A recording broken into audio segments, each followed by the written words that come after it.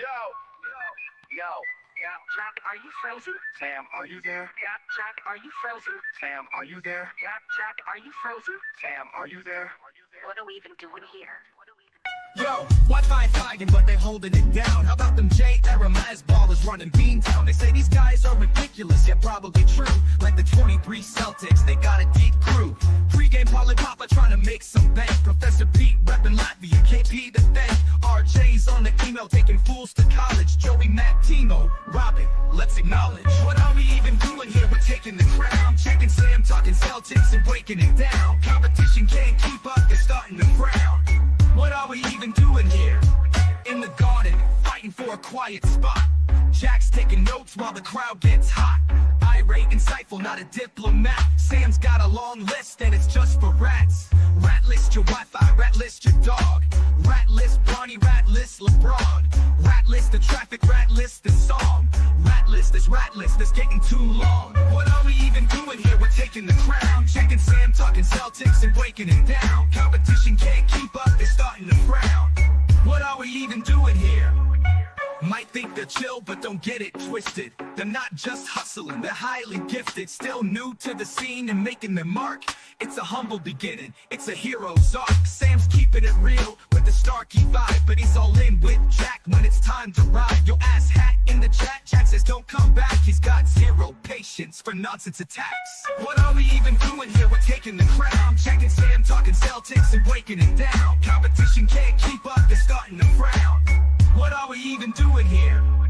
What are we even doing here? We're taking the crown. Jack and Sam talking Celtics and breaking it down. Competition can't keep up, they're starting to frown. What are we even doing here?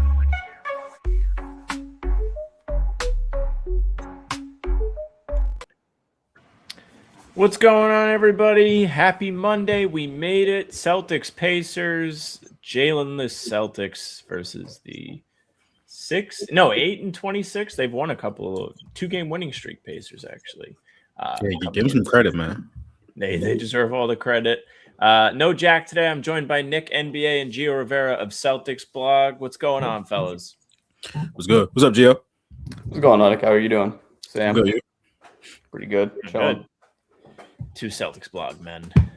Used to be 3. Kind of exciting game today. Celtics chance to get back in the win column. They've not looked great over the past week, in my opinion. I thought they looked pretty mid in the homestand. Not what you would have liked after going out west and just taking names the entire trip.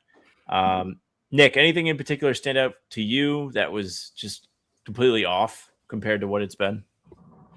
I don't know. I think the offense has been a little worse, but I think the defense is just like how it's been all year. We've been like a great offensive team for a lot of this year, but like defensively, we've been middle of the pack. Or like now, the last 3 games were 21st in a defensive rating. So it's like we haven't been a good defensive team all year. So I just think like the Nuggets game, we trapped Jamal as a whole lot, and he just killed us. And guys who don't usually hit a lot of shots, hit shots. Zeke Naji was insane. Probably had his best game ever that game. And then the last game is just, I don't know. Yeah, I don't think there's too much different. Like you played a great San Antonio team that has a guy that you really can't account for. So you obviously scored 95 points in that game. The defense was cool, but I think you just play some really tough playoff teams, and this is how it is. Gio? Yeah, I mean, I look back in the homestand and, spawning off what he said, there were things that weren't necessarily surprising. I think it just kind of extended on a little bit that kind of made it seem surprising. When you saw some of the defensive lapses, when you saw putting up only 20 points in back-to-back quarters in that final game against who was that against, actually, when they put 20 points back-to-back? Spurs. That was the Spurs. It kind of all snowballed into like the perfect storm by, the game against Chicago. What did Missoula say after? He likes that, the effort and the spirit that they showed, but not necessarily how they looked out there. And then you look at the Denver game, another game where what was it? Without Jokic, they allowed 23 pointers and Denver shot 45% from three. Then in that final game of the homestand, you run into Wemby, and that's like trying to make it out of an escape room, and you get hit with that final glass panel in the fourth quarter when he hits that game winner over you. It was just the perfect sort of storm for a homestand that I'm not necessarily going to say it's concerning, even though when you look at the things like, the free throws, when you look at some of the quarters in which they were sort of limited in their offense, I just think it got extended to a point where it kind of posed somewhat of a concern, but I'm not necessarily concerned myself. Yeah, I think it was just a reminder that the Celtics are once again mortal. Like this is not 25, 23, 24, 24, 25. This is 25, 26, which is still fun. We're enjoying it. They're winning a lot more games than a lot of people thought that they would be, but they're not winning the same amount of games. They're not taking care of business every single time they should, or I would say 95% of the times that they should. They are simply mortal. Lost the number 2 team in the West by 5 points without Sam Hauser. I'm not losing sleep over it. Yeah, but Wemby was on a minutes restriction. None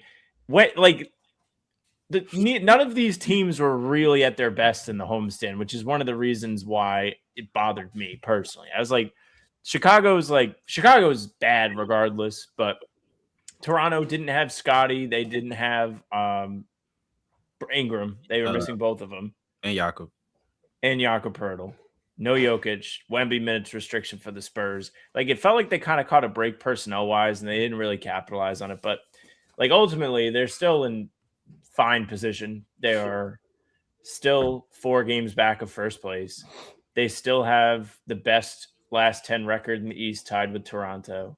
The second best last 10 record in the NBA behind Phoenix and the Clippers. Ironically, those 2 teams. So, the sky isn't falling, but they just look a little bit more human, and it's jarring.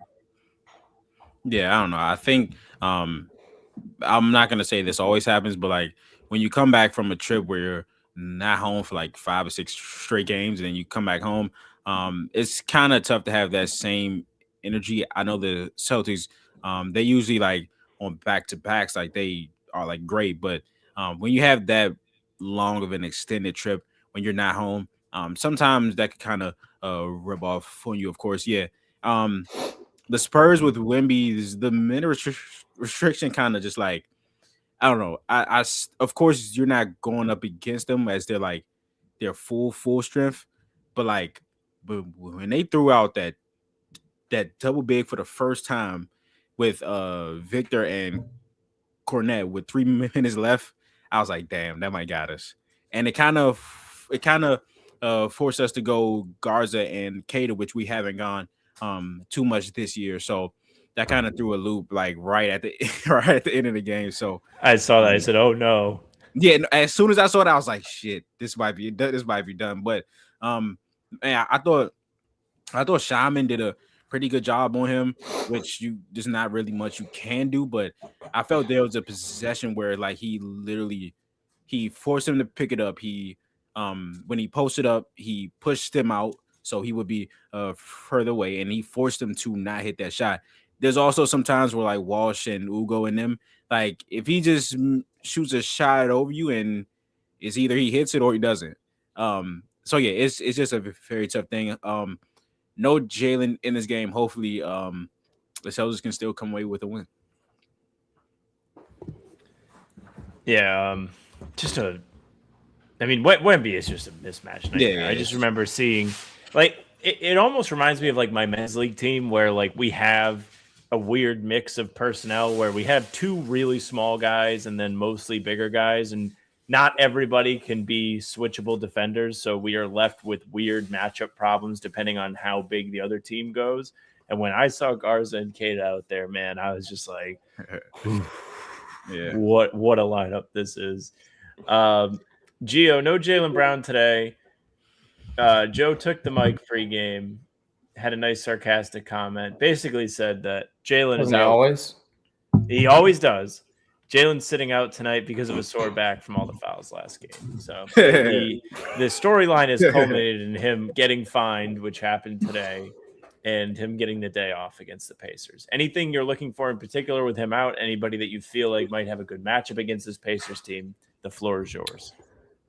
I mean, regardless if he's in or out, the thing I've been looking for where I think they kind of came up short in this homestand is just playing a full 48 minutes of Celtics basketball. That's really what I'm looking for. And they've shown a capability of doing it with or without, regardless of who's out. It's sort of similar to the spans, within the past 2 seasons where regardless of the matchups, they still find a way to play on-brand basketball. So I think they were sort of missing that in their homestand. Again, you look at the Raptors game. I think there was one point in like midway through the second quarter where they were shooting like 65% from the field, something insane like that, and they were still only up 5 points. So it was like the math like wasn't making a whole lot of sense from like a viewer's perspective. So just sort of beating on a lesser opponent, which granted in the beginning of the year it would be kind of arrogant to think that there would be quote unquote lesser opponents as frequently as we're sort of considering teams now because of the standard that they're setting. So just get back into those old habits, and play a full 48 minutes of what we know they can do by sort of emphasizing their principles. Yo, sorry, my bad. Dave in the chat has to be hyped. I'm on Simon. Okay. This might be his first NBA start. They should really, Basketball Reference should exclude the April like nobody's playing games out, because this might be his first ever. I accidentally searched Jared Bayless. This is what happens when the screen. We could talk about I hate when the screen moves on me. It's devastating. Baylor Shireman, first start this season. He'd started 2 games last year, probably in April. Yeah, I remember the Orlando game last year where it was like the last 2 games, you know what I'm saying? So yeah, I definitely agree with that. But Shaman, okay, man, that's I actually like that. I like that. Because I would definitely expect it to be Ugo, but Jalen out, I mean, why not give him a shot? He did a very good job last game, as I said. So Joe has done a good job of rewarding guys this year. And then when Jalen's out, it's a perfect opportunity. So I love it, man. Yeah, that was like the only real positive thing Joe had to say at the podium last game. Like, he was pretty mellow, but like it was clear he wasn't thrilled with them losing that game. But when he was asked about Baylor, he lit up completely. Yeah, no Jalen tonight, fellas. Out with back spasms, whether that is a real injury or it is he's just not going to play tonight injury. Jalen's definitely not being traded tonight, is another story. But yeah, Baylor earned it. Could be a big night for a bunch of different guys, honestly. With Jalen out, it opens the door for a lot. And the way this team is built, it just feels like it's very next man up-esque. But in the chat, Eric saying it's arrogant to expect wins versus quality opponents. It is, but like the Celtics had been playing so well that they lulled me into arrogance. Like I really felt like they had returned. They had somehow figured a way to climb back up to the status they'd been the last 2 seasons. It was a reality check. That's all. It's not me, it's you. Exactly. And the fourth quarter execution wasn't great either, Gio. No, I mean, like, to his point, I get what he's saying, but at the same time, all those concerns we had heading into the year, well, I'll speak for myself. I wasn't fully confident in me neither. JB taking on the leadership role, not to the extent of what he's shown us now. I wasn't fully confident in how Joe would handle this, as Brad Stevens referred to them as on Media Day, this group of unprovens. So they're kind of like redefining the standard in a way that's sort of like we see with like the Patriots. I'm sorry I'm not wearing my I Heart Drake May shirt though, Sam. I know you would have loved that today, but I had to throw that in the wash. I'll have to have the football game tonight on a second TV to find out what my new favorite team is. My one game as a Chargers fan didn't go well. What a pathetic team the Chargers are. I mean, have the Patriots still not played a real team? I mean, I could have went out there and probably played better. What does Justin Herbert do other than get mauled? Their O-line has been hurt the entire year, and it's not pretty. So going into the playoffs with that lineup with that offensive line is not a recipe for success. So there you go. I mean, the hits he took were brutal, but May got sacked 5 times too. So that Patriots O line wasn't doing its job very well either. It was So wait, the best man one. if y'all win this game, well, sorry, no.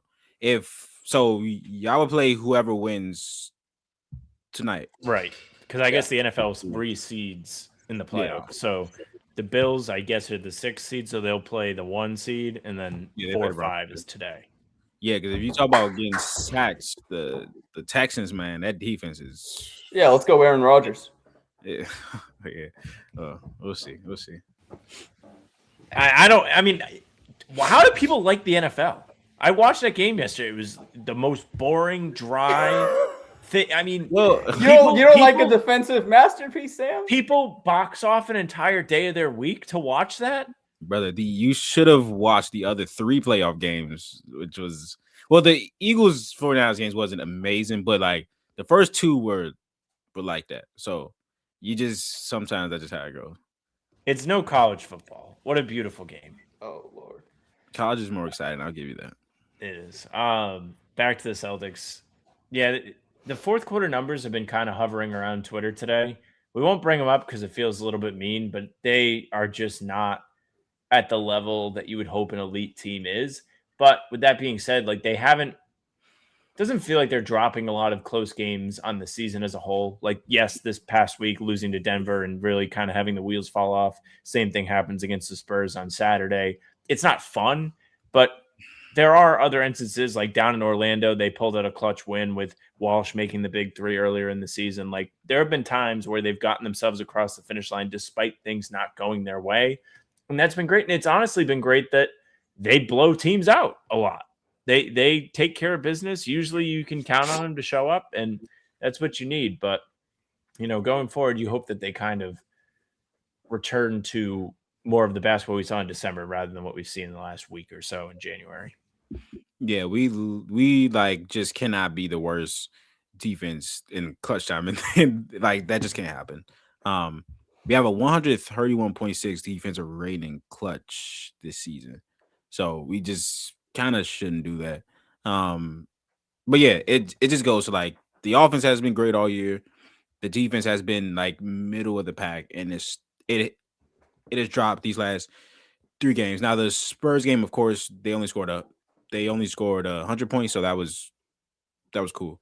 But if we could find a way to jump 2 or 3 spots defensively, especially in the clutch, like we have to get that up. So yeah, the Celtics have only only 19 of their games have reached the clutch. You know what I'm saying? So it does you good if you don't have to get there, of course.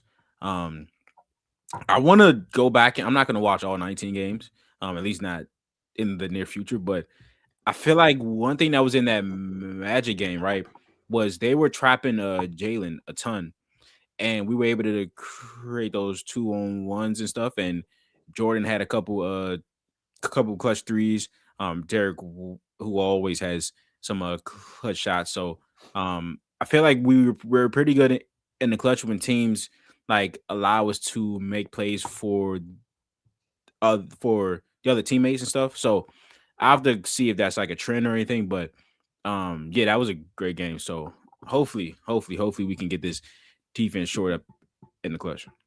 This is like a good get right game too. Like, not to say the Pacers haven't won their last 2 games, but like before that they were on a massive losing streak. They might still have the worst record in the NBA. They are a half game better than no, they have the worst record in the NBA. Worst 13 that losing streak? 13. Yeah, long losing streak. It's always fun when it hits. Who had a 13 losing streak? Who? Pacers. They did, and then they started winning. Oh, okay. I'm about to say, okay. Yeah, they're because the Wizards are like 7-7 in their last 14 or something, so they've been okay too. Yeah, all of the bad teams in the East, aside from the Pacers, Wizards 5-5, Nets 4-6, Hornets 5-5, Bucks 6-4. In the West, Clippers 8-2, Mavs 3-7, Jazz 3-7, Kings 2-8, Pelicans 1-9. Like, the West bad teams are for real bad. the East. I mean, they also all have almost better records than some of these bad East teams, but nonetheless, they've really followed suit of being bad lately. Nick, I don't think we've gotten to talk in the air about this since it came out. Oh, we did. Did we talk about this on Saturday? I don't think so. I'm trying to think of when the thing actually trickled out. I think we talked about it before it was an actual like report. Okay. Yeah, so it came out this weekend that the Celtics. Well, actually, we got a brand new report today from Really? Brett Siegel that it was Zubac, it was Rob Gafford. Williams. We had the Gafford report from Stein, and then Duran Sharp was kind of snuck in there too. Like all his guys, the Celtics have been somewhat interested in. Do you have a favorite and why? You can go first, Nick, and then Gio, you can just follow. Do I have a favorite? What kind of question is that? Yes, I have a favorite. Rob is my favorite, but is he the best? No. But I think with trades, it's always like, what's the price? Like, I feel like, of course, Zubac is the best of those people. But if I have to give up 2 first-round picks and like so I think Michael Scotto said they offered 2 firsts and a young wing and Simons. Now it depends on who the young wing is. Like if it's Shaman, you might can talk to me about it, even though I don't like it. If it's Ugo, what are we doing? Like I'm not sure if I want to, you know what I'm saying? So, but for Rob, you're probably not going to give up anything in your rotation. There's been talk. I don't know if it's substantial, but there's been talk about the Blazers buying him out. I don't think that's going to happen. Because they have Klingon. Hansen hasn't really done too much yet. So Rob is really their second center at this point. And then he's on an expiring, so it's not like he's hurting him or anything like that. And he's also playing this year. I think he's played 26 games, which is like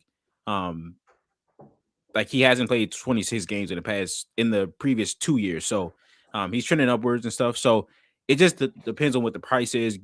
Gafford is cool, but am I gonna pay a backup or somebody that's playing 25 minutes a night, 18 million? I would rather not. So again, it just depends on what the price is. So we'll see. But my ideal thing is Rob comes to us in a free agency, so you don't have to give up anything, and he's probably not going to want what he's on now, which is 13 million. So yeah, we'll just have to see though. Gio, anybody stand out to you? Yeah, I mean, I'd say generally I agree with him. I think, from a sentimental standpoint, who wouldn't want to see Rob Williams back, especially in a season like this where it's a season of opportunity, where I think he can showcase, in ways that we saw hints of during his tenure here, but, the avenue wasn't necessarily as open as it's ever, been throughout his time in a Celtics uniform. In the ideal world where you can, pick and choose and have it your way, you go Zubac.